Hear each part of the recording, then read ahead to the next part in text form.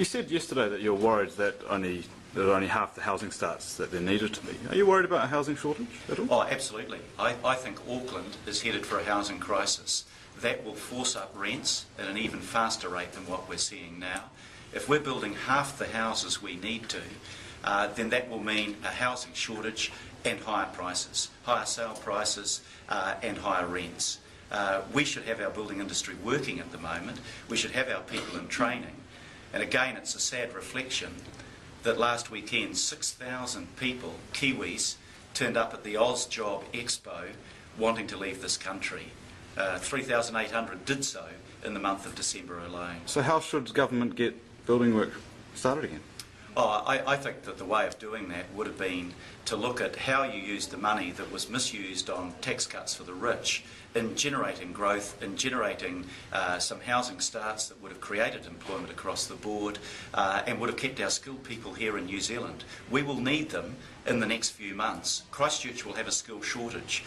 Auckland will have a skill shortage, and that means that the cost of the homes that will be built and the cost of rents will just keep going So up. will you reverse the tax cuts in order to put that money towards the housing shortage? Oh, look, when we get into government, the tax cuts will be well in place. I've signalled the changes that I want to make there that will be fairer.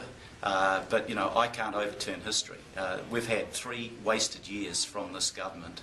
Well, coming up 3 years by the time they hit November.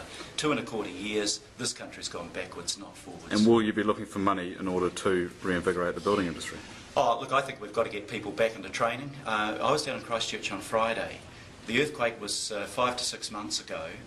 We should surely have been using the Canterbury Polytechnic Institute of Technology to be preparing people with the skills they need to ensure that the costs aren't forced up because we don't have skilled or semi-skilled workers to do the jobs. But the reason that the housing starts are so low isn't because there's a lack of skilled labour.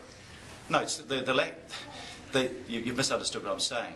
The housing starts have dropped because the government's management of the economy was not such that they had a counter-cyclical stimulation in an area that should have been stimulated if we wanted to keep a skilled labour force that we will desperately need in the next 6 months as the demand for houses goes up.